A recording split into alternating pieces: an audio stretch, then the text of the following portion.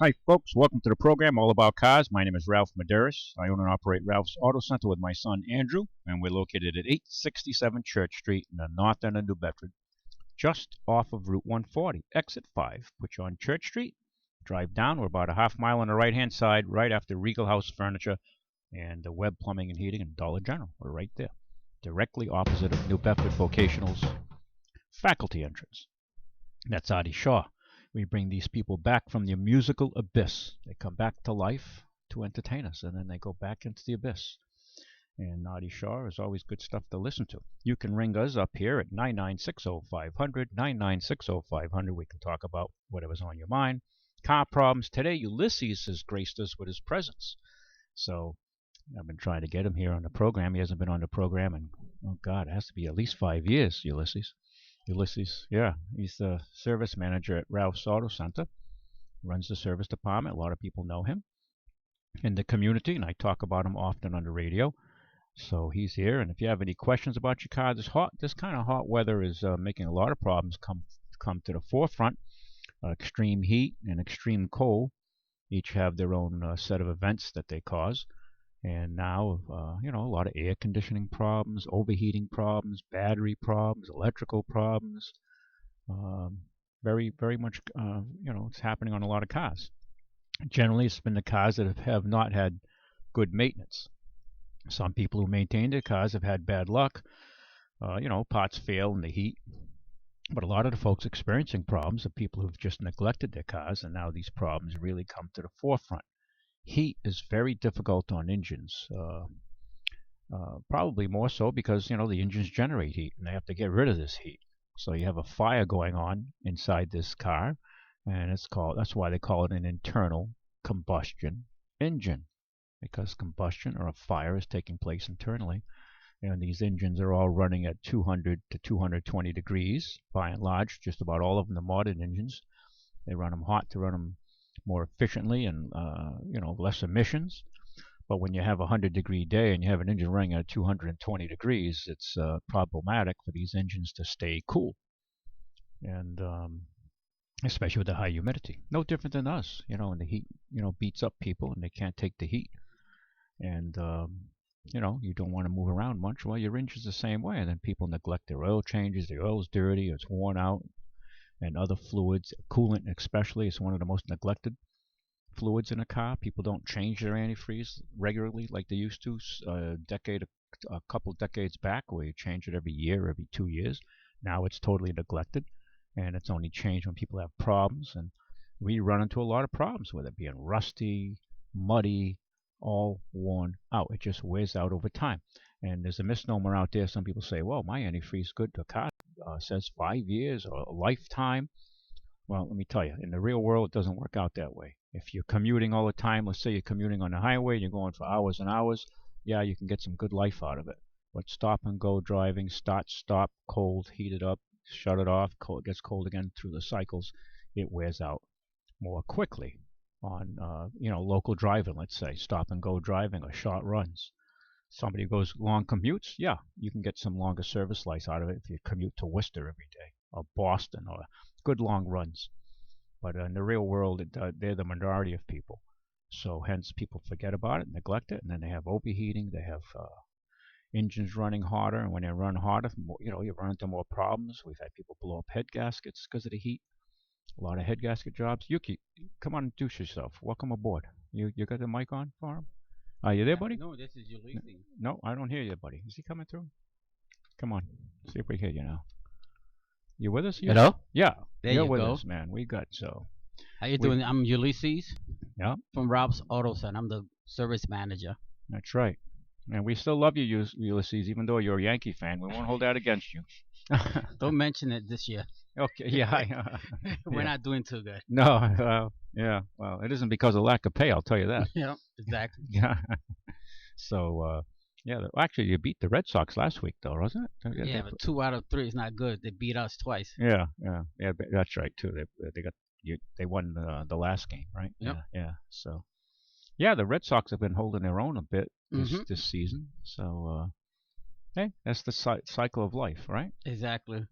But So you've been running the service department there for a few years. A lot of folks know you. You've helped a lot of people out with problems and worked with them and solving their problems, and young and old alike. Right? We have a lot of people come in who on fixed incomes. They're retired a few years and they rely on us to keep their cars going and a minimum, a cost, and try to do.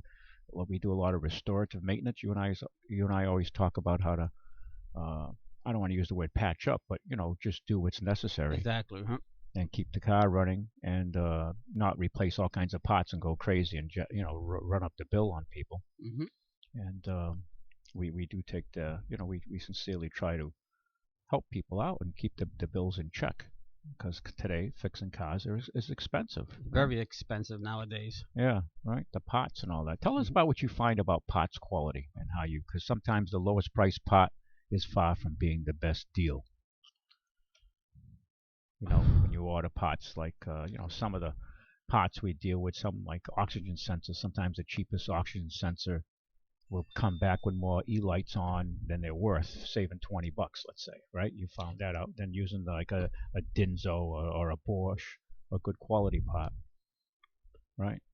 A lot of times we try to be so competitive because Right, someone quoted a price, and we like to use a better quality pot. right, Because my job is to make sure you don't repeat the same problem.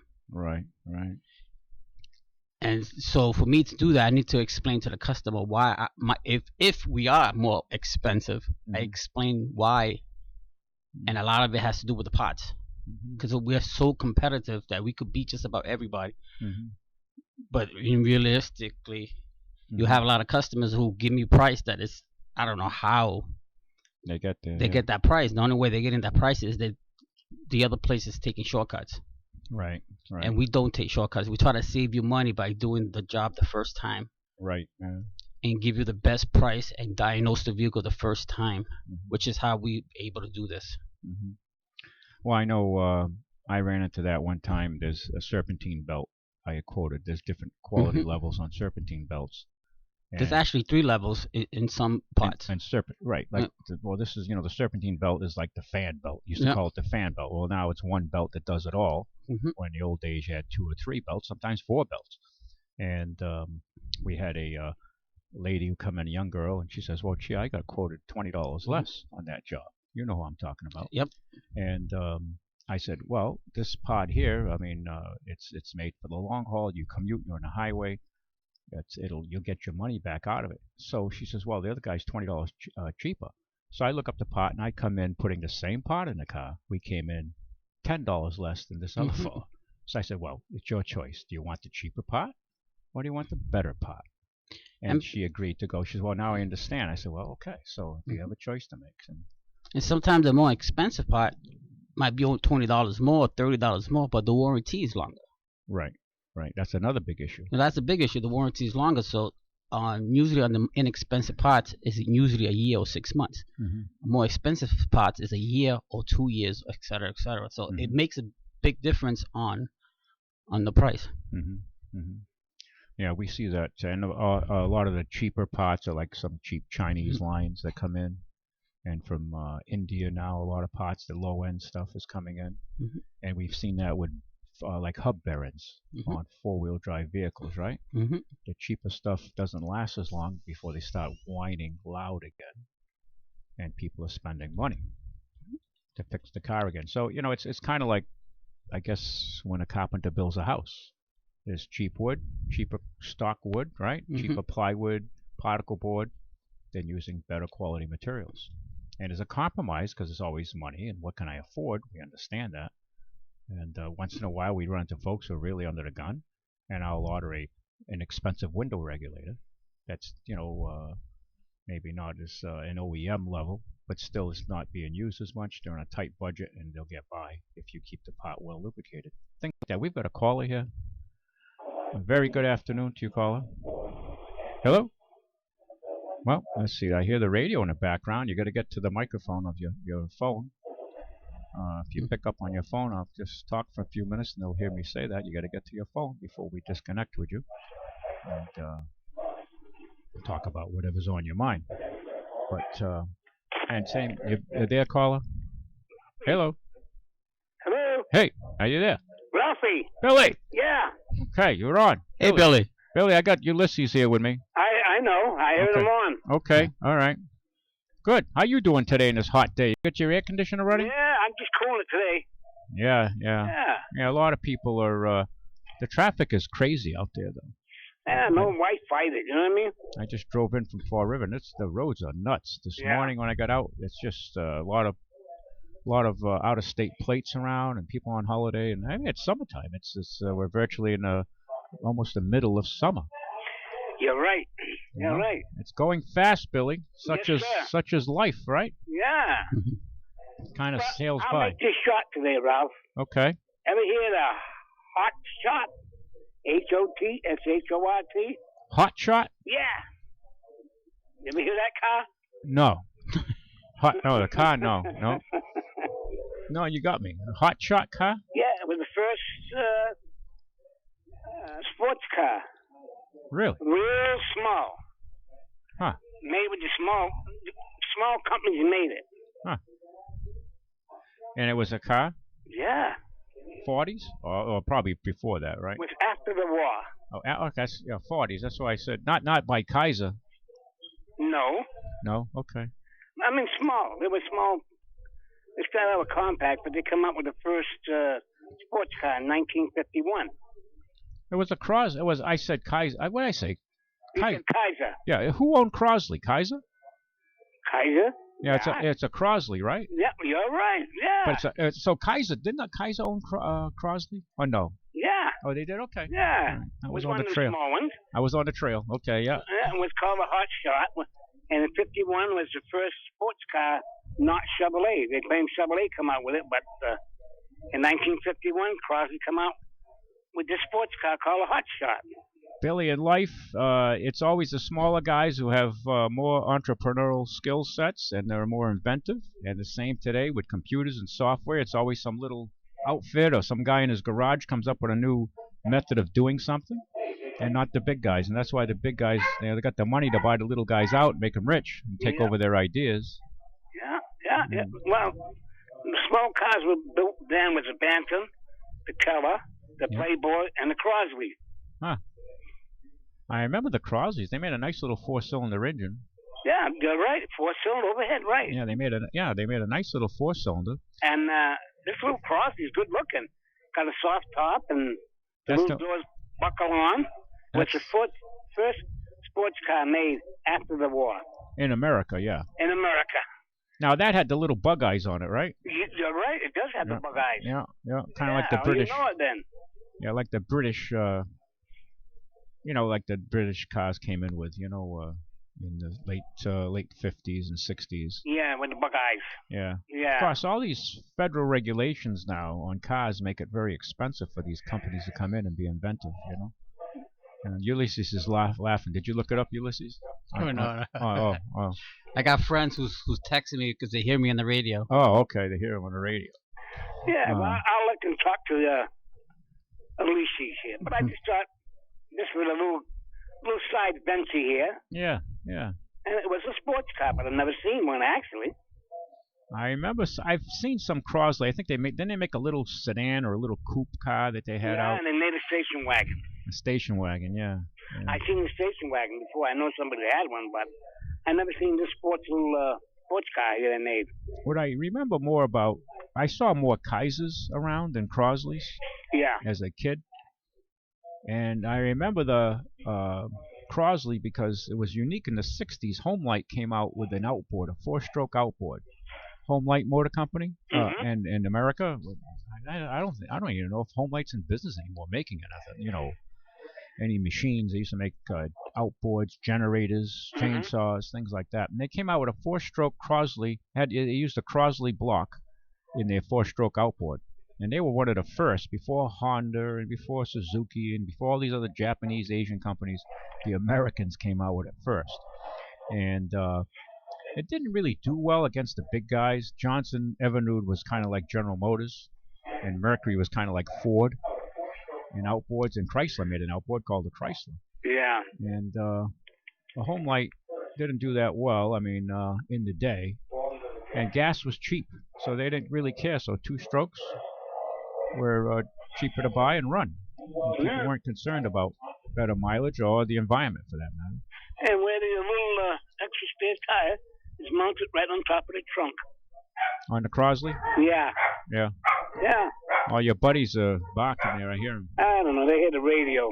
Oh, I hear your voice. You Yeah. say, hey, how come I hear them there and you see them? All right, Ruff, I'll let you go. All right, Billy, you good can to get hear you. talk to all his friends. All right. Good to hear your voice.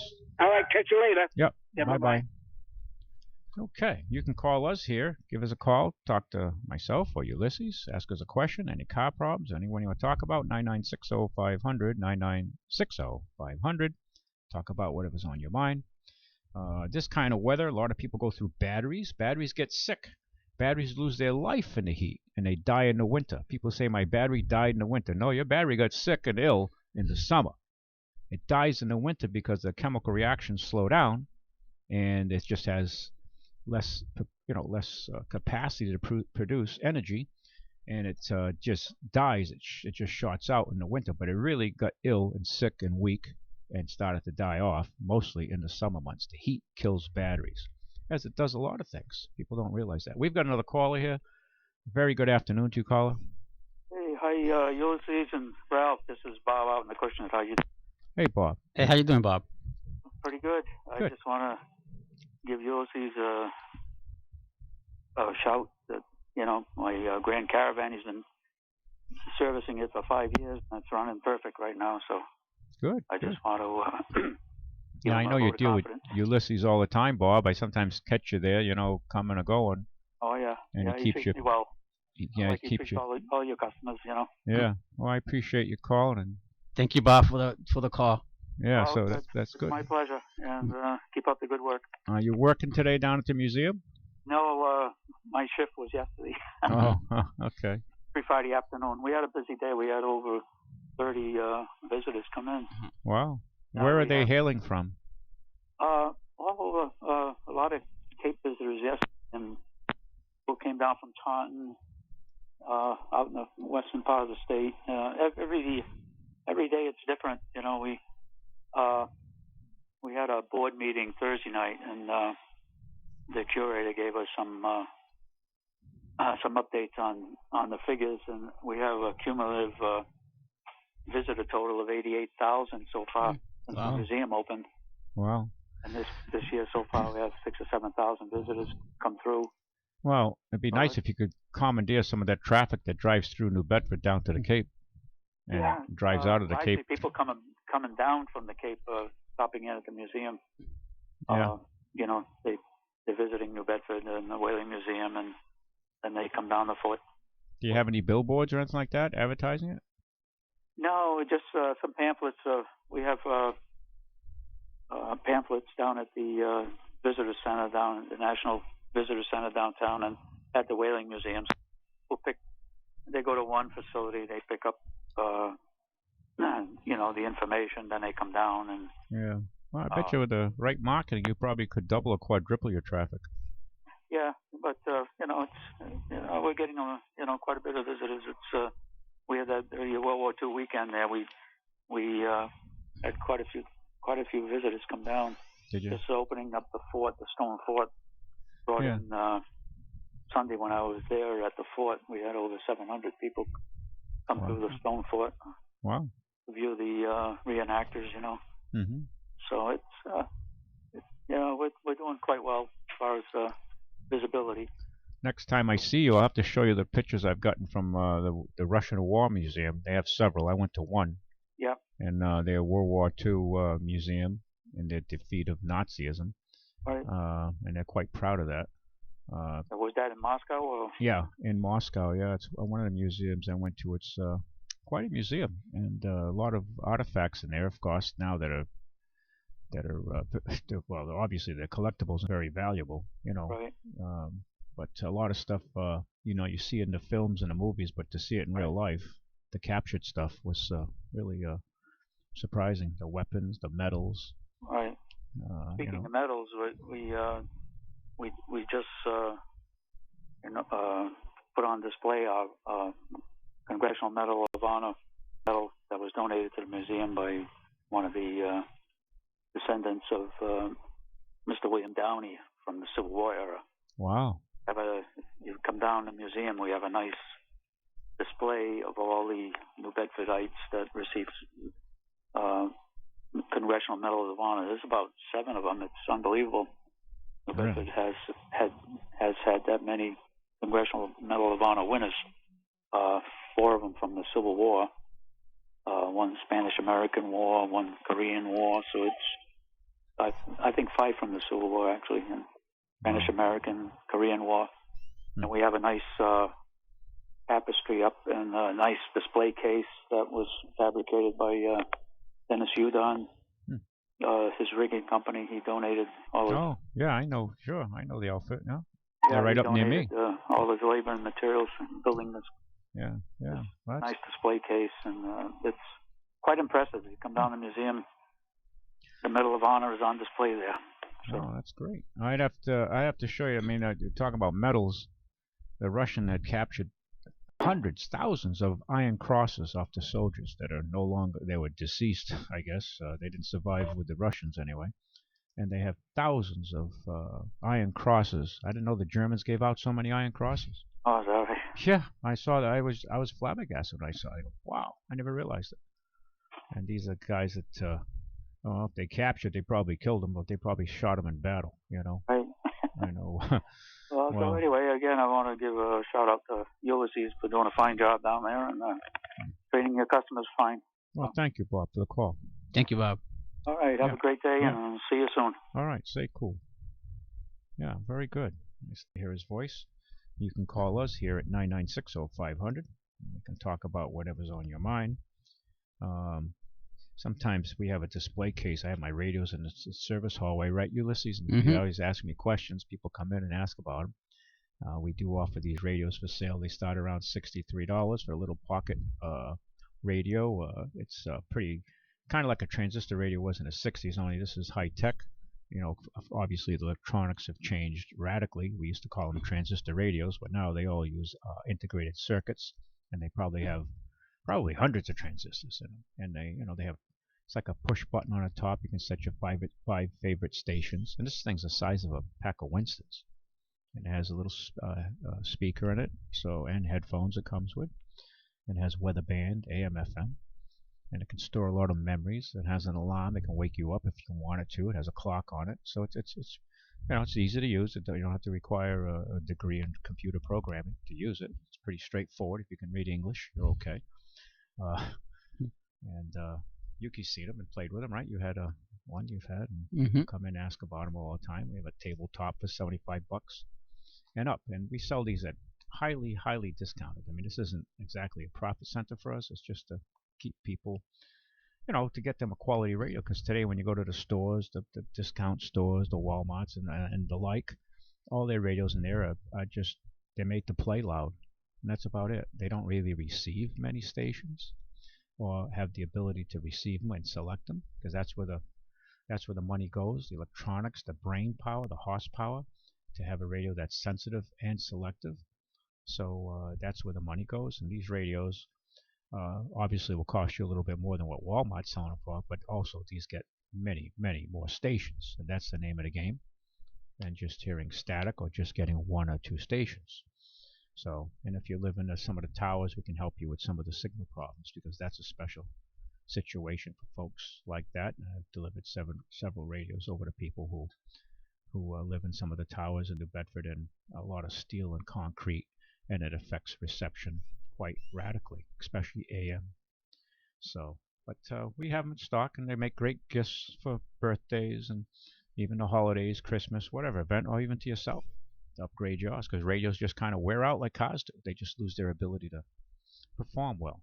And I just had a radio let go on me the other day. It kind of upset me. My old GE Super Tuner, and it's always performed well, and well, it's kind of like 10.7 now, so it's I got to figure out if I can fix it or just use it as a display radio, kind of, because it's an 80s radio. I don't think you've seen that one, Ulises, but it has a nice sound. They were But that's my era, though. 80s, yeah.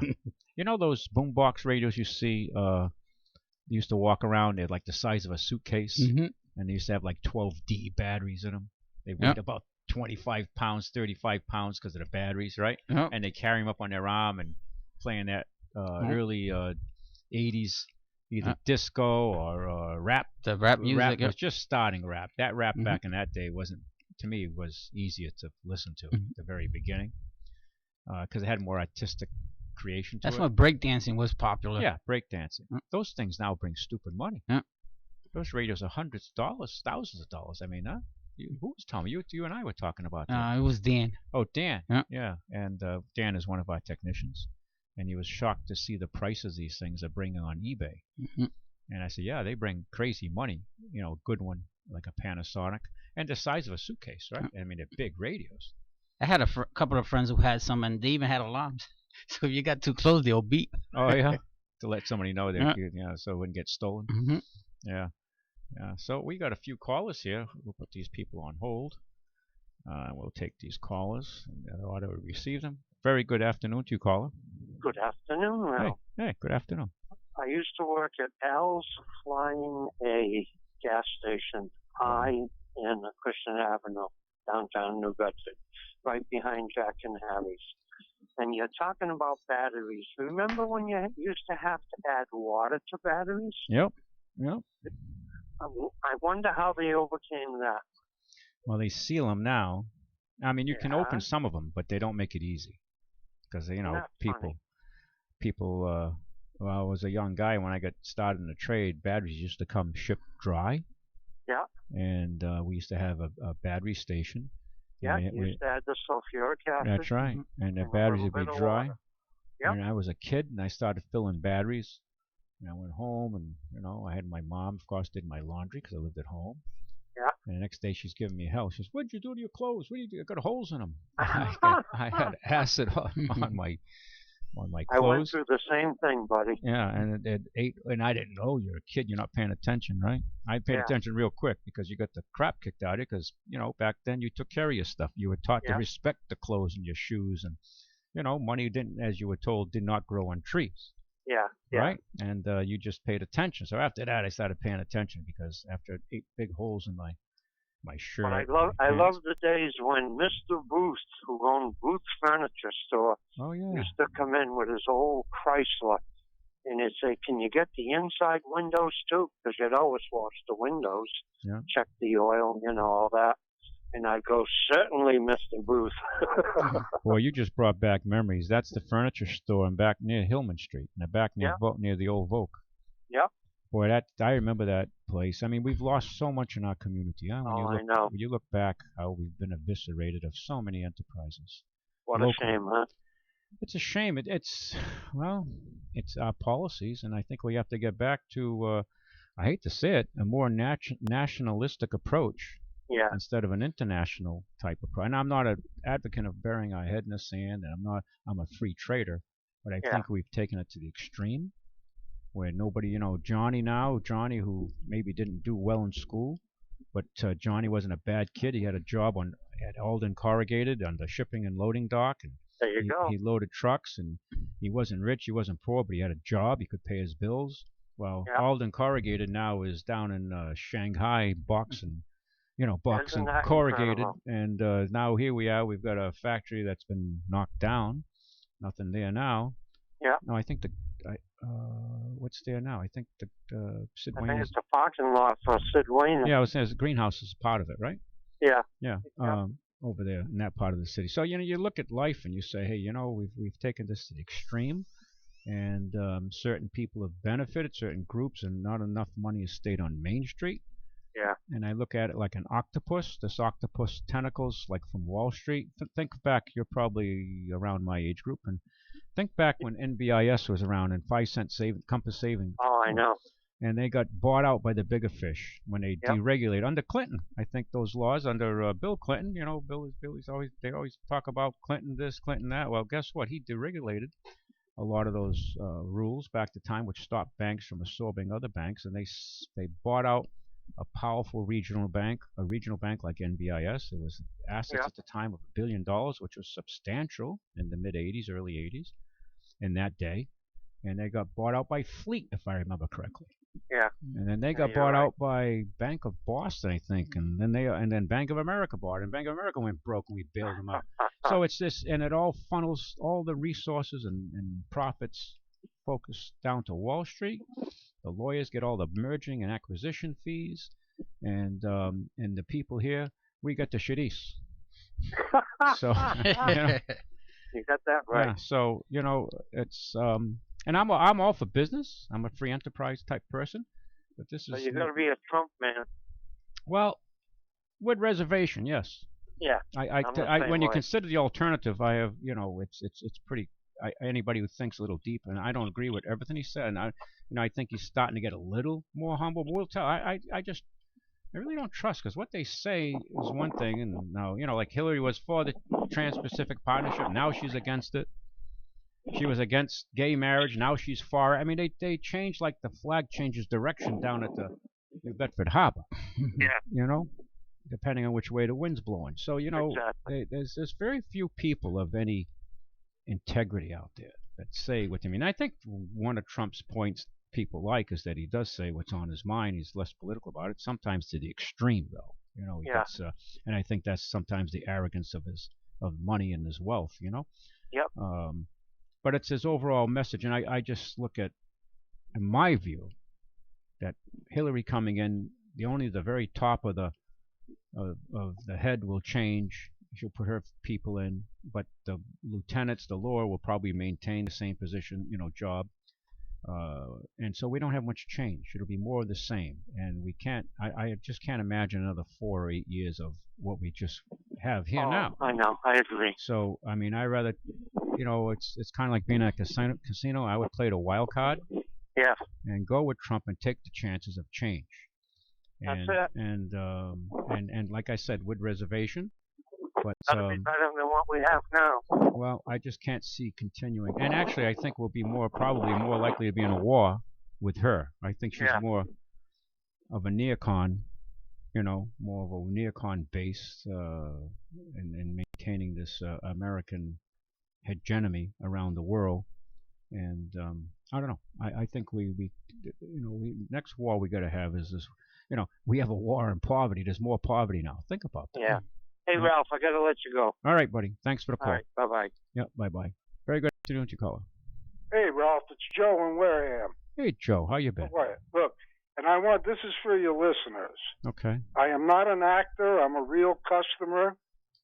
This past February, I came down. I bought one of those radios. Okay, Joe. I remember. It was $116. Yep. Great buy. You like it, Joe? I'll tell you what, Ralph. Last month was my birthday. Oh. And usually, it was June 17th. Usually, we take the train into the Bronx and see a game. My sister lives off exit 55 in Branford, Connecticut, North Branford. Yeah. She took me to Cooperstown. Okay. So we went to Cooperstown and Saratoga and Stockbridge and came back down. That night, I got back to the Motel 6. I take the radio with me, and I listened to the Mets game on the radio inside the motel room. No kidding. Yeah. And it picked it up? Yeah. And now, I didn't call really to talk to you. I called to talk to my fellow Yankee fans. I was just going to say that to you, because I was going to say to you, Joe, you're a New Yorker. Ulysses a New Yorker. I'm a New Haven guy. Okay. Well. But we hopped the Yankee Clipper in New Haven. And for $35 round trip, it takes you right to the stadium. Yeah. Well, Ulysses was a season. Yeah, I know. Now, Ulysses, I'm sure in your travels you make your way down to Wareham on occasion. Mm-hmm. Now, I believe one day I ran into you outside Walmart, and you were wearing your Yankee hat. Yeah. And we started talking. But this is an invitation to you. This winter, I'm laid off from December to April. I'm going to give the shop a call. We'll set up lunch, and we'll talk some hot stove Yankees. Not a problem. I'm there. All right? Good. Yep. Okay. And I'll tell you, more enticing, I'll pick up the tab. Wow. Hey. Wow, that's a deal. So this show is recorded, so that I have proof. That's right. Hey, I grew up in New Haven with the New Haven Sopranos. And our word was our bond. There you go. Yeah, I remember. You're a good Italian boy. You keep your word. So actually, Ralph, this last weekend, I went back. My uncle was married 70 years. Wow. Yeah. And we went to this restaurant in West Haven. I got to give them a plug. Lorenzo's. If you're ever going through West Haven, stop there. Food, Ralph, the trays kept coming and coming and coming. Good Italian food? It was unbelievable. I forgot what it was like to be in a really good Italian restaurant. Yeah. West Haven, Connecticut. Yeah. Yeah. It's they had like 7 different kind of appetizers, sausage and peppers, bruschetta, chicken parm. They had fried fish with spinach and lemon and garlic. Wow, you're making me hungry here and all this good stuff. Yeah. Molto bene. Yeah. Molto bene. So let me ask you a question, Joe. Yeah. That radio, does it pick up like you said you wanted to get the New York ball game station? Yeah, I pick up. I mean, from Wareham. Yeah, I pick up WFAN out of New York. Okay, so you get that fairly constant. Yeah, oh, absolutely. There was a little static. I listened to the end of the game last night. Mm-hmm. There was a little static, but we were surrounded by lightning and thunder and every other thing. A little bit? I hope you didn't have that antenna sticking out the window. I hope that antenna wasn't sticking out the window. If a lightning bolt hits that, it'll vaporize it. No. Yeah, a little bit. I guess so. It was more. It rained like the end of the world there about 3 in the morning. There was some static, but you can still pick it up. Yeah. Still pick it. And know what it's nice about when they have that, when you switch it to the not a wide range, the narrow range. The narrow. If you're having trouble at like 660, yep. You go to 661 and it could be a little better reception. Yep. Yeah, or you can. Either side of the call number. Yeah, you have the Crane AM/FM shortwave model. Yeah. Tabletop. I'm out of those right now. You can't get them. Well, you can order it from them direct and pay $165. But I tried order them, and they said they won't sell them to me because they're short. They're going to keep them for their own market, and until the freighter comes in. And I was telling my friends. I said, I think it was February. I said I went down there to get a radio. I was going to be in and out. Next thing you know, I'm talking to this guy for about 3 hours. Yeah, I know. No, it was very enjoyable. Well, we kind of, we're the same music and the same, Right. We talked, same kind of age group. We talked about a lot of things in life, right? Now, Ulises, just so you know, get a little time frame. I saw my first game when I was 6 years old in 1954. Oh. Wow, see that? That was when there was only 3 monuments and they were on the field. They were on the field, yeah. Jimmy Pearsall used to hide behind them. Yeah. Wow. Of course, he was a little left of center. So.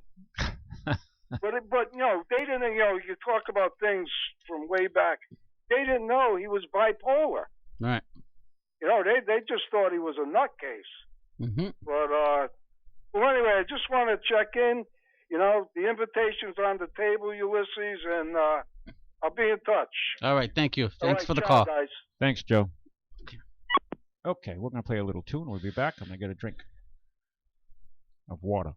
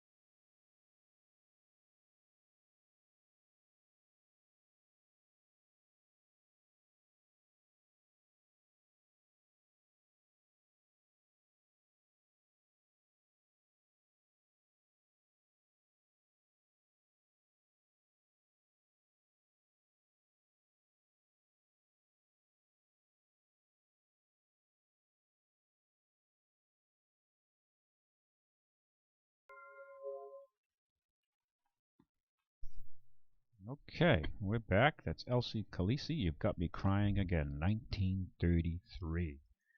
That music is so easy to listen to, and you can hold a conversation, or have a drink, and enjoy it. It just kind of drifts in and drifts out. See what I mean? Drifts in and drifts out. So we play it from the musical abyss. These people, they kind of they want to perform for us, and they just go back into the musical abyss of time. I guess I'm kind of famous for playing 99.9% dead people. That's what I play. I mean, it's from that generation, and they're all gone. All those souls are gone, but they've been saved for us, and they can come back as we have a musical seance and bring them back for a little bit, and they go back.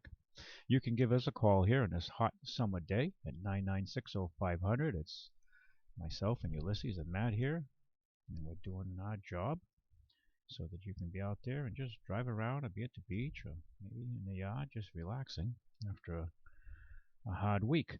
I personally enjoy this hot weather. I don't like 90% humidity and 100-degree days. But I can tolerate them because I just think of the opposite of today being January 23rd and it's 10 degrees out, snow and ice, and it's going to be dark. Actually, it'll be starting to get dark now. The sun will be kind of low and then dark at 4:15, and it's winter. The only good thing about January 23rd, for those folks down there in South America, lower South America, today, usually right around now, the 21st of January, let's say, you can see the sky is a little bit brighter. The sun's starting to come back. At least that's what I look for come January. It's the only thing that keeps me sane. And speaking of which, sunrise today was at 5:30 this morning. 5:30 the sun came up. We lost 6 minutes from last Saturday when we last met here. Sunset. Sunset's still good news, but there's more bad news on the horizon. It was at 8:10. Okay, we've lost a fair amount of light in the evening already. It's still over 8. To me, 8 is the benchmark, and once it gets behind 8, then the tide goes out fast. But right now, sunset will be at 8:10 this evening. We lost 5 minutes from last Saturday. This week, we lost 11 minutes of light. The tide of light is rushing south to the southern hemisphere. So far, from the first day of summer, we've lost 32 minutes of daylight. Over a half hour of light is left us. Life is fleeting. Time goes on. Okay, so you have to get out there and enjoy the moment, enjoy the summer, because the summer, 1/3 of the summer is gone already. And we all know that we're coming into the prime time of summer now. Even for President Obama, he's going to be at Martha's Vineyard with all his friends, and all the movie stars and actors, and all the crowd will come out and visit him at the island. I don't know. Maybe it's easy for me to say it because I'm not a president. But if I was a president, I think I'd want to come to a city like New Bedford, come over in a helicopter and meet regular people, have a bowl of kale soup and a quahog, right? Instead of sea bass and organically grown asparagus out there in some little quaint restaurant or some multi-millionaire's mansion. It's just when you look at it, so close yet so far away from reality, from our reality. I don't know. It's just, and the vineyard will be, it'll be flooded coming it's already flooded. It's going to be more flooded with people coming in. So, and I heard that, I don't know, did anybody pick it up on the news? I heard on the news, I don't know if it was in the papers, I've been so busy, that they had a DEA black helicopter over there flying over the island, taking infrared pictures, seeing marijuana plants, and then they went to confiscate the plants. And then people whipped out not their firearms, their marijuana ID card, and they still took the plants. Which really upset a lot of the locals on the vineyard. That they're wasting, what's it cost to fly one of those DEA helicopters? $5,000 an hour between maintenance and fuel and the pilot? Easy, right? Those things are big bucks. Yet they're over there confiscating marijuana plants. Okay? Thousands of people are coming over the border. Go figure it out. Not to mention the people, but the heroin, the drugs, the meth. Pot is just another herb that is on earth, and if you treat it with respect and use it responsibly, okay, fine. Hey, news is coming up. We got to go pretty soon. Stay with us on the other side of the hour. We'll be back after about 7-8 minutes and do more talking, a little bit about cars. Thank you for listening. and we'll talk about some other things happening in the automotive world or whatever's bugging you in this world. Okay, play that. Yeah, bring that up. This is a beautiful song in the summer. Okay, welcome back to All About Cars with Ralph Medeiros. I own and operate Ralph's Auto Center with my son Andrew, and I have Ulises here, our service manager. Ulises has been with me almost as long as I've been there. 28 years. 28 years, God. This month. Yeah, this month. Yeah, man. Matter of fact, when you started working, you came on your bike. Huh? Came on your bike, then you got a moped. Yep. Right? And how long were you in New Bedford when you started working? I mean, you weren't in the city that long, right? Were you there? Through 2 years. So you were in the city 2 years up from New York? Yep. 2 years from New York. Yeah. It was totally different at that time. Yeah. You mean, how do you mean? It was a culture shock to me. Oh, yeah. Well, yeah, coming out of the Bronx, I guess so. Mm-hmm. Yeah, I used to go down to Jerome Avenue, which was in the Bronx, to buy cars. It was a big car center back in the day. Then they moved it to Teaneck, New Jersey. But, yeah, so yeah, I guess it would be. So all that noise, traffic coming to New Bedford was like being in the country. I remember my father telling me we're going to move into the avenue. And to me, the avenue living in the city was big. Yep. And I remember coming from New York City to New Bedford in the avenue. It was like 3 a.m, and I was so disappointed. Everybody was closed. Yeah, because New York is always good. They're always open. Yeah, right. In the avenue. Yeah. We've got a call here. Very good afternoon to you, Colin. Hey, good afternoon, gentlemen. Hey. Got a question for you, Ralph. Sure. Were you where you are now when it was an AMC dealership? Yes, you're right. Okay. When I bought it from Marty Miller and Norman LaBelle, okay, they were AMC Jeep at the time. Actually, excuse me. Well, it was AMC Jeep Renault. Mm-hmm. Okay. Yep. Yeah. Right. Because AMC. I had bought not from that dealer, but from out of town, a brand new AMC Spirit. Oh, okay. Yeah. Which basically was a new Gremlin. Yeah. And they kept that dealership where you are now kept that car running because it was a nightmare from day one to day last. I am not kidding. Yeah. The air conditioning and heater would come on at the same time. Foam would fall out of the vents. Yeah. The hazard lights never worked. Yeah. It was just. What year? What year was this? Oh, good Lord. Roughly. 80s? I want to say around 82, 84. Okay. Yeah. It's a long time ago now. A little before my time then. Okay. It was just that was in the low point of America producing a car. Right. Well, yeah, we were losing our edge for sure. Yeah, the rear end leaked. The first time I changed the antifreeze, the car overheated. Hey, we're experiencing that now. It was just a piece of junk. Yeah. But neither here nor there. You know, back to politics, of course. Following the two candidates, I've come to one conclusion. Go ahead. Where is the return counter so I can get my money back? Yeah, I hear you. It is so sad. Well, neither of these clowns are going to make America better. Well, we have to listen. It's kind of if you lose hope, then you lost it all. You have to have hope. And you know what? You know who's going to change the country more than anybody else in this world, or this country, I should say, is ourselves individually. Each by being more of a better citizen, more respectful to our neighbor. There's so much anger in America now. Oh, absolutely. And it's like how I conduct my. We agree to disagree, and okay, but still to respect each other. And to and as a community, instead of throwing your soda can or beer can out the window, you dispose of it properly. Have respect for yourself. Have respect for your community.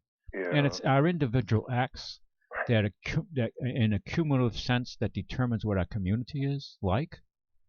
And so sometimes we hitch our star on a politician and politicians and they fail like us because we have to continually self-improve ourselves, and where we've gotten away from our tenets of our parents and grandparents with a moral guidance in our lives. Okay, and it can be whatever religion you practice, and also right from wrong, integrity. I've met people from all walks of life, and from all nationalities, color, and you meet a person who keeps his word. That's how I judge a person, how a person conducts himself. I agree with you. You know. But that seems to be and I'll include myself in this category, to the little people. It seems it's okay for the big people to be just flaming crooks. Well, and get away with it. And get bailed out. Right. And so there is two standards. I agree the system is rigged. Oh, I'm not going to look for Donald Trump to fix it because he's benefited from the rigged system. Well, in a sense, we all have. No, that's not true. A lot of us have. A lot of us have. The lower end certainly has not. Well, no, because there's nobody. I mean, the people who say they're advocating for him, sometimes don't always mean it in their acts. What ultimately happens. I know one thing: we cannot have the money leaving the country like we've had it leave. With our trade deficits, and we have to bring more money to Main Street. More money has to stay local in our communities, and it's this corporatization of the American economy, this national corporatization where they just suck the money out of the communities. Well, a lot of that started under Reagan. Absolutely, you're right. Yeah. There was a good segment on CNN. They did a series of programs on the 80s. Why the 80s? I have no idea. But some of it was entertainment. Mm-hmm. And when they hit the economy part, boy, did it refresh my memory. There you go. Of what went on under Reagan's voodoo economics. The corporate raiders. Yeah. The banks were free to do whatever they want. Well, not as much as under Clinton now, because Clinton did away with a good. Oh, absolutely. He did a good. He did away with a good hunk of Glass-Steagall. A name called Charles Keating. Yes, the Keating Five. This was under Reagan. Yeah, you're right, but that was a savings and loan crisis. Yes, it was. And and that was one of the Bush boys were involved in that. One of the brothers who's not political. He was one of the. Well, he was in the background, but he was a big player in that, but he didn't get prosecuted. But Keating did go to jail. Actually, he just passed away not that long ago. And what we thought of as honorable politicians, John Glenn, mm-hmm. John McCain, were on the edge of that. No, McCain is not really... he hasn't enamored himself, to me anyway, in the recent years. Why would you say that? Why? Because he's just part of the same cabal that runs the system. But they're all part of the system. Well, I know that, but he's a warmonger, and he's been. I don't think there's a war he hasn't seen he didn't like. Well, I agree with you there. But think if I was saying this to somebody the other day. Imagine if Trump had been president during the Cuban Missile Crisis. You and I probably would not be here to talk about it. Well, I don't know about that. It's hard to say. That's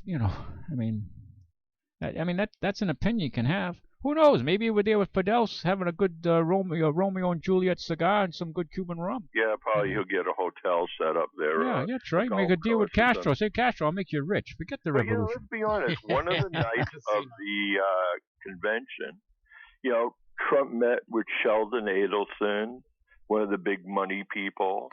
Oh, yeah, why not? Wouldn't you? Ted Cruz was uninvited because of his little tantrum. Well, I wonder who put him up to that. I wonder if that's the Romney-Bush crowd. No, I think this was a perfect... But the point I was making in any event, Trump is big money, too. They all not as big as you think. The one thing I think about Trump, though, is, and I've said this from day one, I will say it the day last, he's a consummate con man producing the consummate con. Well... That's my opinion. I'm going to stick to it. Yeah, that's okay. Cruz, I think Trump knew exactly what he was doing. Well, I think Trump let him have the time to speak his speech, and I mean, whether he expected an endorsement or not. If he read the speech, and he claims he read it, this was to nail Cruz. Because he knew... One thing, I don't trust Trump. But he is one of the most savvy. I don't even know what the word is. Politicians, savvy, manipulators, whatever words you want to use. Awareness of the human psyche. I don't care what you want to call. Wait a minute. Maybe he knows how to manipulate the realities of our country now to reach the average citizen who has the attention span of a goldfish, and that's not an exaggeration. I think you're complimenting it way too high. Yeah, and there's only, and the concerns in his or her life is, the ice cream in the freezer, the beer in the refrigerator, and I've said it before, the potato chips in the cabinet. I mean, people are so just removed from what's happening in our country and around the world. It's appalling. It's appalling. I've said this many times. It's sad. I think part of the reason for that is, in many respects, we have gotten fat and lazy. Many? We're already... Well, fat is... you're using that as a metaphor or actual... No, the point I'm making is, my parents were living in a real world. In other words, the Depression, World War II, even in my generation, there was Vietnam, where the possibility of you going away and dying. Well, 55,000 possibilities. Yeah, I guess so. Really. Yeah. Today, if you don't want to serve, you don't have to. Yeah, but in other words, what I'm trying to say is nobody's really invested in anything. Well, that's why I've been an advocate of bringing back the draft. Oh, there's where you and I agree. Let's mark this on the tape because nobody's going to believe it. No, we should have the draft. This way, everybody has skin in the game. And I don't care if you go to college, you're still going to go in the draft. Yeah. So if you got money, or if you want to take on debt, you probably see the debt loads double up. But you should do the draft. This way, when you come home and say, Dad, or your daughter comes home and says, Dad, I got drafted. I'm going into the army. Where are we going? We're going. We're going to Kazakhstan. Where the hell is Kazakhstan? People don't even know how to look on a map because nobody knows geography. They couldn't find Alberta on a map. If you ask them, and you're going to give them $10,000, the average American couldn't find it. That's in North America, isn't it? I'm being a wise guy. Yeah. No, but it's sad. It's sad. It's and I blame a lot of the media. And also, like on your party, the Democrats, they go after the McDonald's. Hey, wait a minute. Excuse me. Stop. I'm a Republican. You are? I am a Republican. Jesus, I almost fell off the chair. Moderate. Oh. Well, I'm disgusted with my party. Well. And that's why I stay as a Republican. It's a protest vote. Well, okay. Well, I apologize. I stand to be corrected. I was a Republican once, but Bush took me out of. I said, you know what? Now I'm a political atheist. I don't think either party works for us. I'm a political atheist right now. I don't believe in either party. Yeah. But and I just I look at I hate to use this term, the lesser of two evils. I mean, it's such But that's where we are today. I know, it's just so upsetting. There's nobody who inspires you. Right. There isn't a John F. Kennedy who turned around and say, we will land on the moon before the end of this decade and do the other thing. Chuck, talk about Kennedy. Kennedy is one of my favorite presidents. But you know what? Kennedy today would be considered a Republican. Yes. He would be considered a Republican. I mean, I'll tell you, I really believe if he had lived, we would be living in a profoundly different nation.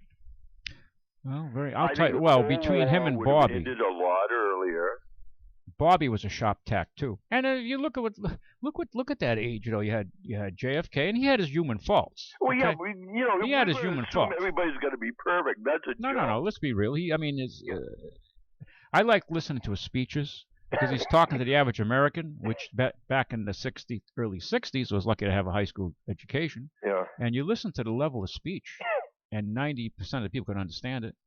And it blows me away. In today's speeches, you listen to it and you say, man, they've really dumbed down things in this country. And in spite of people having more education. Well, I'm not even going to go there anymore. Well, I know. Well, can I be a wise guy? You can be a wise anything. I'm just saying, you were talking about the quality of your AMC car. Well, kind of like American education has gone that route. There's foam coming outside of the books and stuff. Let me put it this way. I'm an honest person. Self-recommendation. I'm disgusted too. when you want to have high standards, you take a lot of grief. But see, we have a double standard because you look Hillary just got off with crimes, and you and I would be arrested and thrown in chains, and you'd have to spend hundreds of thousands in lawyers to protect yourself or to cover yourself, and it's just there's a double standard. Delude ourselves. There's a double it's standard. Like the years ago. You think the king and the peasant had the same power? Hell no. And we don't have that today. We're going to that in a sense though, because we've forgotten our roots. But but listen, it comes down to, like you and I discussed earlier. It comes down to you and I. We agree to disagree on any one given subject. Fine. But you know we're I civil. Feel sorry for? Go ahead. Pence. Oh, Pence? Yeah. Did you? He is Trump's lapdog. Well, wait a minute. So is Hillary's pick for the Virginia senator. I forgot his name, but the senator from Virginia. The senator of Virginia. The presidents are not going to pick a brighter star than themselves. But when I saw 60 Minutes last week, and Trump turned to Pence and said, "You can speak." Okay. I would have got up and walked out. But listen, you're going to give him respect because if he's going to be the top dog, he's going to be the top dog. I mean, he's an alpha male. Yeah. So and then he wanted to take back his choice of Pence.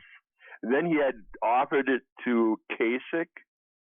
I think there's a lot of misinformation. The narrative when I heard his speech and I listened to it, and then I happened to be tuned to Channel 2, NPR, and all that. Yeah. And then I was flipping between 44 because you could actually hear them. They weren't just David Shields and Brooks. I forget the two guys. Brooke Shields, not Brooke Shields. Not David Brooks. Not Brooke Shields. Doesn't look a bit no, like no, her, don't look, no, nowhere like it. Yeah. Yeah. But Mark Shields and Dave. One's from the Washington Post, the other New York Times, right? And they're talking, and they said, then after the speech, he says, "Oh, this speech is very dark." They said it on. I heard it on NPR's station, Channel 2, but then it was picked up by CNN. Dark. See, they take the narrative. Everything's set to influence you, and it really takes some work to be a free thinker. And when I heard that narrative, and then it was on the mainstream news, and they're saying, "Oh, the speech was dark," so they picked that term. I don't know if it was pre-picked before, and they ran with it. And that's what I'm saying. You have to really temper yourself, and I mean that whether I'm for the guy or against the guy. They set the narrative. I don't think the media is as rigged as people portray it. Well, I'd be careful. They just don't do a good job. Well, I don't know. No, I don't buy that. I'm sorry. Well, listen. Think of it this way, my friend. There are, and if I can call you my friend. Of course I am. Okay. There are 6 corporations own 95% of all the mass media in America. 6 corporations. It's a corporation entity. Yeah. It's no, I'm just thinking of that. This week. Yeah. Well, that's so. They do control the narrative. Okay. I mean, When I listen to Fox and I hear fair and balanced, my ears want to jump off my body and run down the street. Hey, Fox could be throwing everything out the window here with their kids now, where they're getting rid of. I can't pull his name out of my head there. I don't know him that well. The head of Fox. He just Roger Ailes. Roger Ailes. I was Yeah. gonna say it begins with an A. Yeah. They just cashed him out. Pay him his $40 million. Go home. Well, he might be cashed out with $40 million. I know it, huh? Well, he's probably making millions every year, but he's made. Last thought. Yeah. Did you see David Duke is going to run for the Senate? David Duke wants to get in the news and inflame people. His comment was, now with Trump, there seems to be a friendlier climate for his kind of thinking. Well, you know what? He said that? Yeah. Well, he's trying to make a name for himself. Think of him as, it's kind of like having the minister that was backing Obama. What was his name? God damn America. Reverend Wright. Okay. And he was a negative against Obama. Well, certainly David Duke, and I don't espouse to anything David Duke says, or any of those neo-Nazi or like-thinking people. They're an anathema to my way of looking at the world. Well, you know what? They haven't gone away. Well, neither has poison ivy. So I mean, but that's it's. We don't have to you know, you got to reach people before their minds get poisoned like that, like Al Qaeda or like Nazism or communism. I mean, it's very difficult to keep, you know.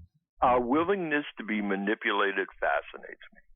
Oh, absolutely. Well, the masses are that way. They're sheeple. I got to let you go, though. I got calls. You take care now. Thank Okay? you. Yep. Bye-bye. Thank you, caller, for holding. The other caller on the line will be with you.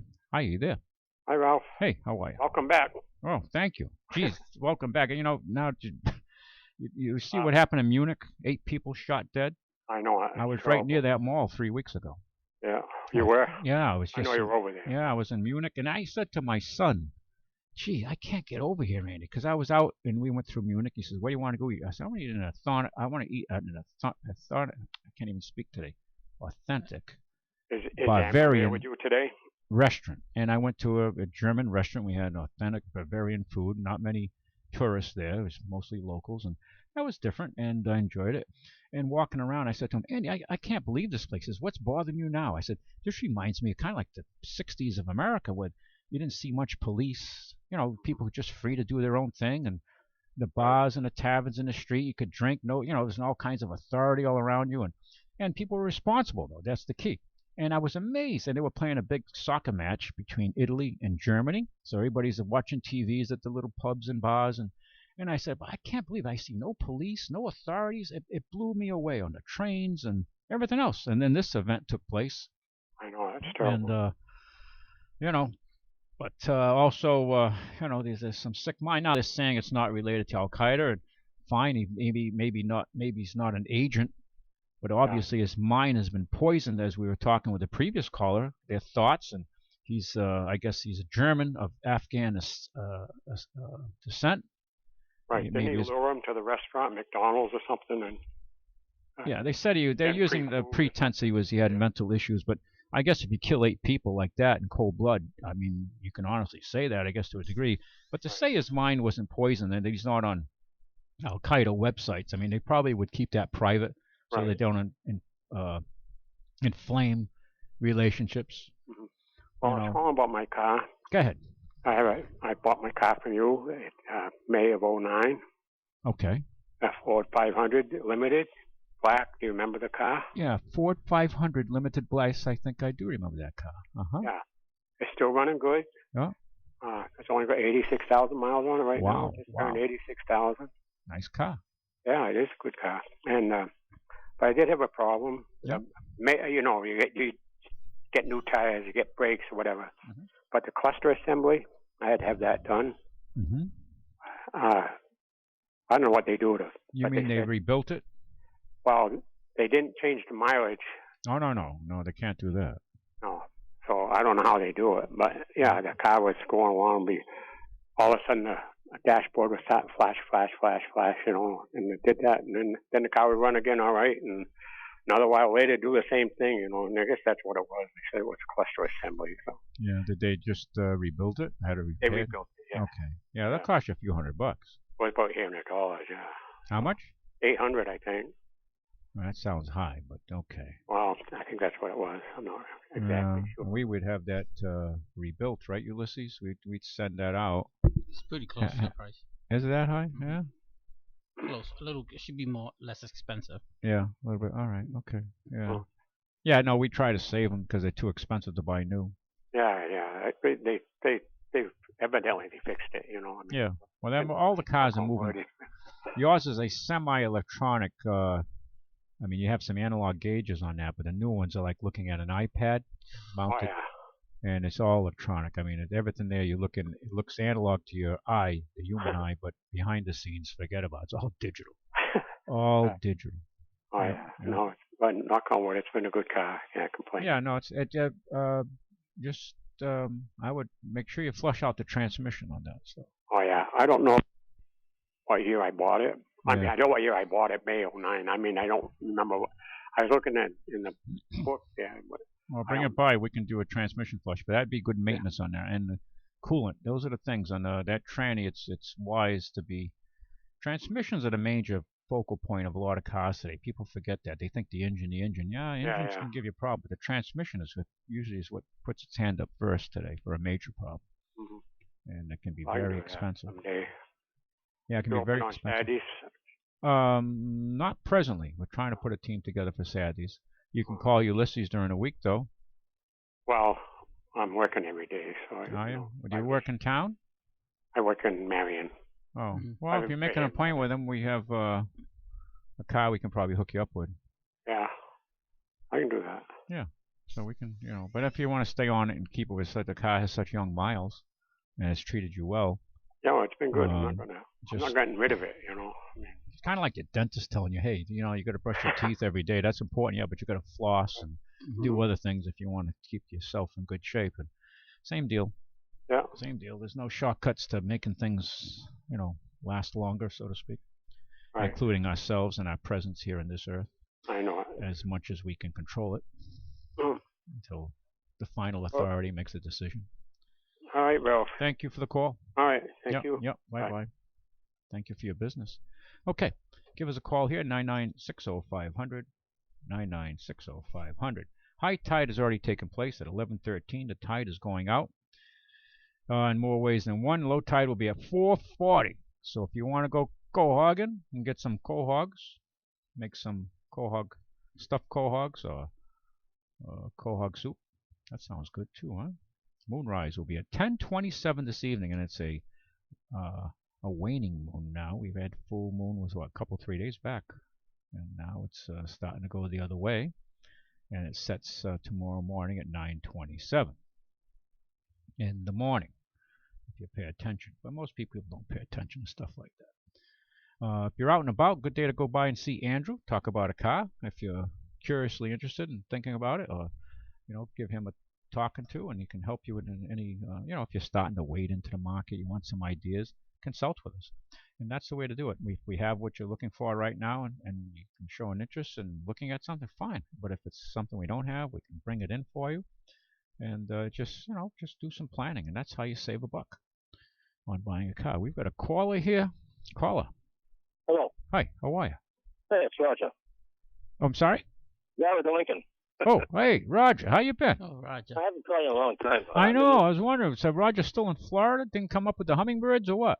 Yeah, well, I got a car problem. I went to Ulises.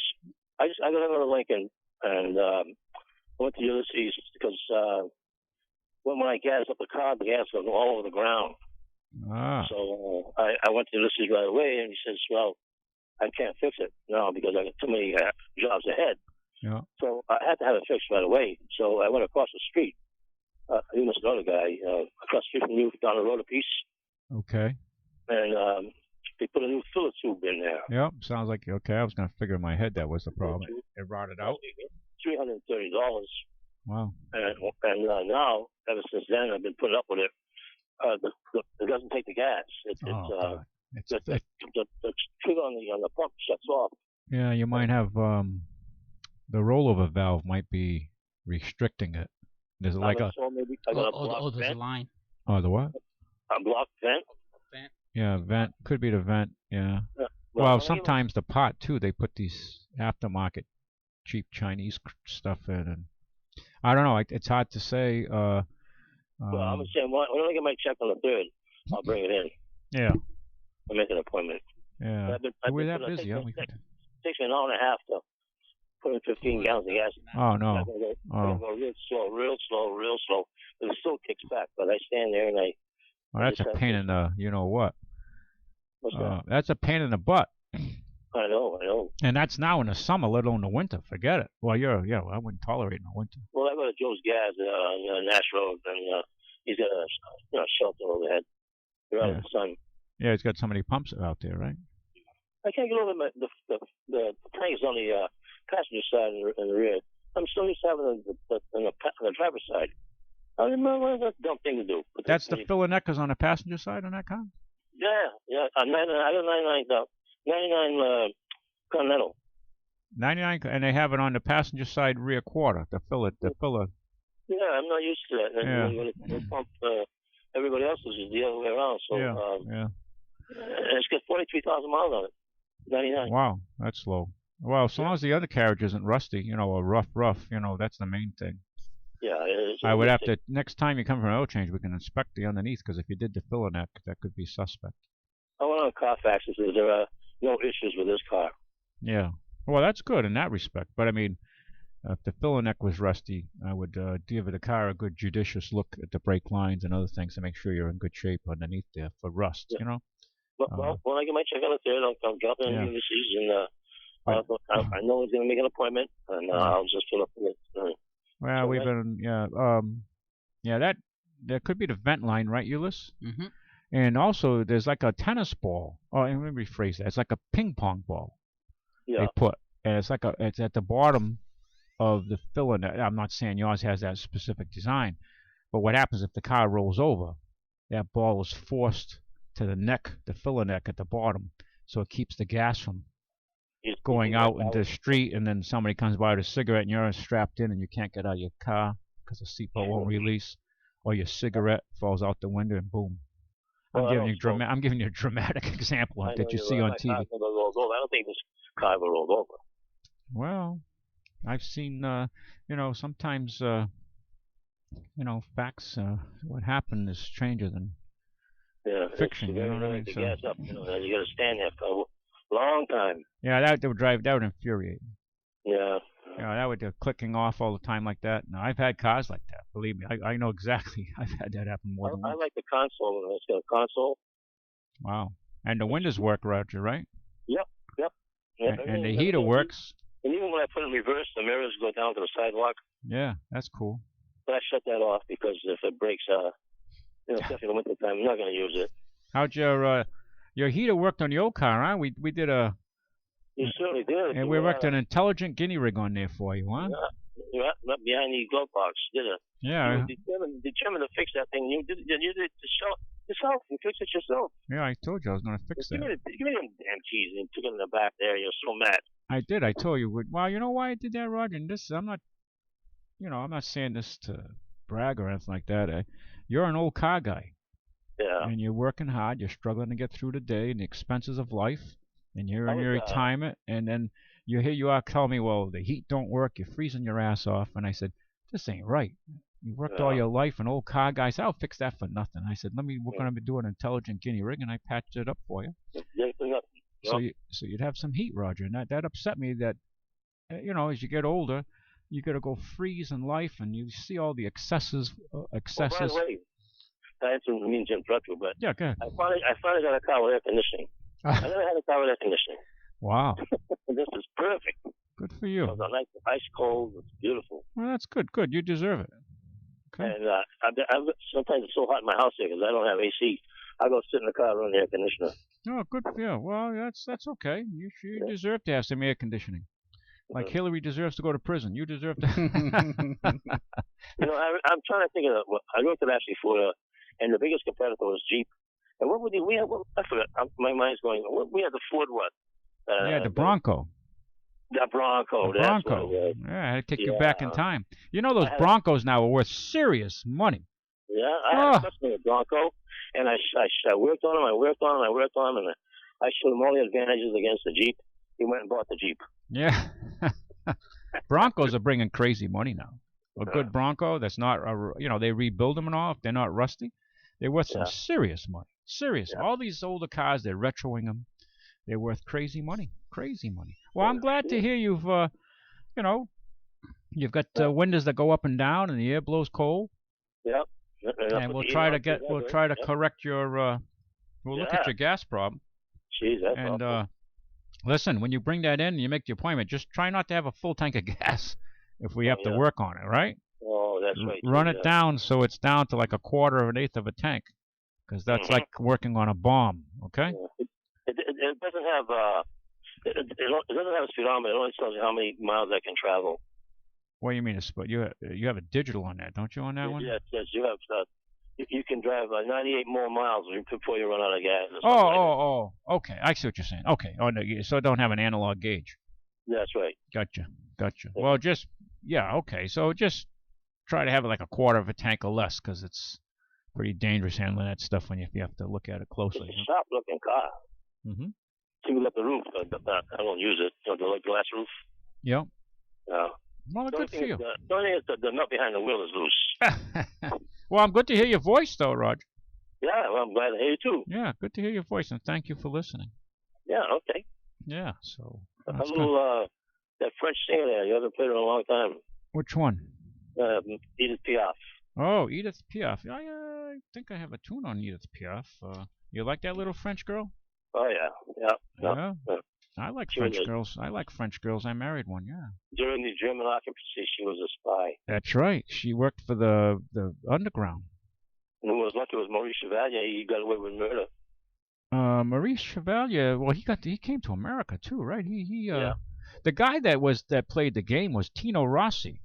He was a Corsican crooner who lived in France during the Nazi occupation. Tino Rossi lived well, drank well, had a lot of nice, warm company. He was a double agent, wasn't he? Well, he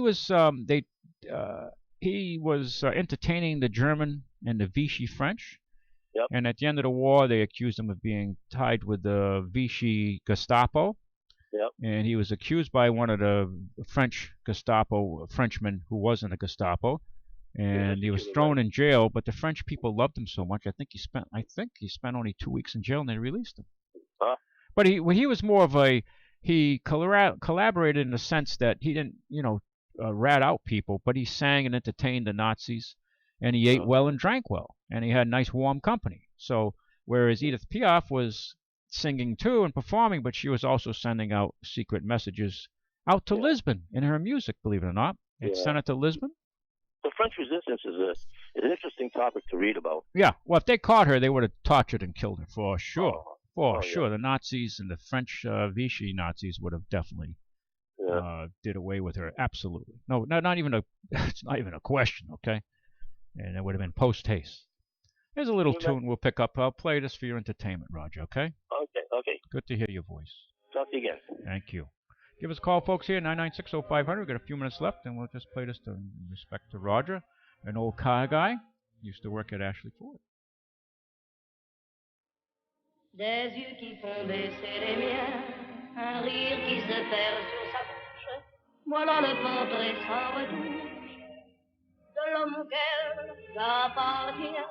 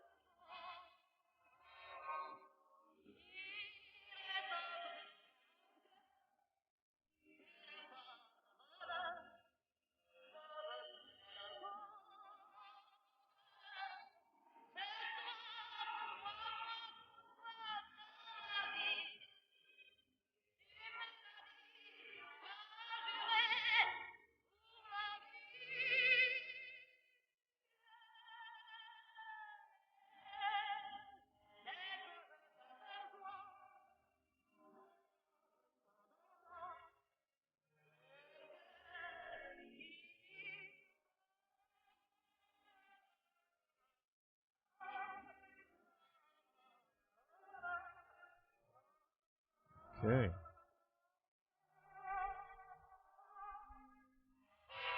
There you go. I don't like speaking over her. Beautiful music. French singer Edith Piaf. There's some other great singers. Of course, she's iconic. And Roger, that's out to you. I hope you enjoyed it. We've got a caller here. Very good afternoon to you, caller. Hi. Hi. Beautiful song. Yeah, I'm glad you enjoyed it. Oh yeah. You wouldn't. Have you ever played? Maybe there isn't one, but I'd love to hear the American version of it if you have it. I don't know if I can pull. I can't pull it up this week, but I'd have to make a note. Yeah. See if it is. In our language. I'd love to know the words. It's such a beautiful melody. Yes. She did do some versions of songs in English. Not many, but she did do some. You're right. She did. I've listened to her English songs. Of course, there aren't that many when I went into her directory. Well, unless somebody else, would have sung it. That the American version. Yeah. I've heard it before. I think it's probably been on your station, and like I say, I played it if anything, because I'd love to know the words. But if you have it sometime, I'd love to listen to it. Thank you for that. Thank you for the call. Anyway, that's beautiful. Thank you. Okay, you're welcome. Thank you for the call.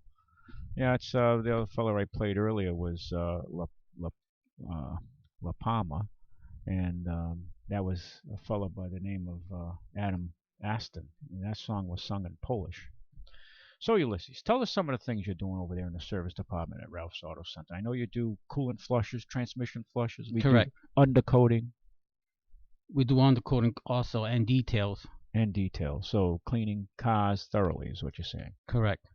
So, depending on the level of a car's, people have let them go. We bring them back to pretty near new condition. So far, all the customers have been very pleased with the job that Ron does. Yeah. We have Ron as our professional reconditioner, detailer. It would be a derogatory statement to say they're car cleaners. They're way beyond that. These people are detail reconditioners, and it's a trade within itself. And people's cars today. I mean, we work on some cars that are, well, to use one word, is disgusting. Some of them we work on that we have as trade-ins. They come in from other dealers and stuff. They're really, I mean, they live in these cars. These cars haven't seen a vacuum since they were new. No, right? I mean, you're absolutely right. Some of them come in. It's incredible. It just blows me away. I mean, there's everyday living. People are busy. You got kids. You got this. You got work. That's normal wear and tear. I look at some cars. People say, "Oh, I'm embarrassed. My car's dirty." I look at it and say, "Hey, this car's not bad. This one I can get into. Some I get into. I have to go through an ultraviolet light bath after to, I mean, some of it disgusting. But most average people I meet, and with busy people, cars. Okay, fine. That's life.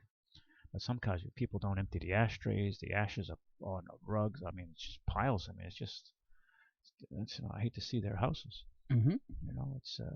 And it takes hours and hours to bring these cars back. There were trade-ins we get, mostly from other dealers we ship in, especially from like New York, Connecticut. Sometimes in Boston Metro. It's like they live in these cars. It's incredible. Yeah, I mean, most of the time, I mean, even myself, who keep my car pretty clean. Mm-hmm. If you go to a fast food place and you buy it yourself, something those kind of keeps things keeps the smell in the car. Yeah, for a long time. And that's a quick thing. Imagine a 10 family years. of kids and the garbage go in the back and. Yeah. Oh, we have some vans. It's incredible, huh? Mm-hmm. It's like you can see the rug moving. Mm-hmm. When you look at it, I say, "Hey, what's going on in that rug? It's moving." But we do reconditioning, headlight restoration. We do just about everything, Ralph. Yeah. You name it, we'll do our best. Right. If it's something we can't handle, we tell people. Mm-hmm. Certain cars, some people come to us, certain electrical issues. We'll say, hey, we know somebody who's more specialized in that, in getting it fixed more efficiently than us because they have the computers or whatever, because today there's so much electronics. Mm-hmm. Right? Some of these cars are pretty technical. But right now, what's it cost to charge your air conditioner? Like people have weak air conditioning now. Now we're running a special at $75 to recharge the system. To recharge the system. If it needs any dye, there's a little fee on that. Mm-hmm. Our oil change is $19.95 with 5 quarts of oil with plus tax and disposal, which is a good deal. Cool and flush is $89.98. And that has to be done. A lot of cars, people neglect that. Yeah, usually maintenance people is changing oil and putting air in the tires. Right. They forget the rest of the maintenance of the vehicle. Yeah. So I mean, there's a lot of maintenance. Yeah. No, it's keeping these cars in shape and running for people. They think they're like a TV. You just turn them on and they always turn on and for the most part play.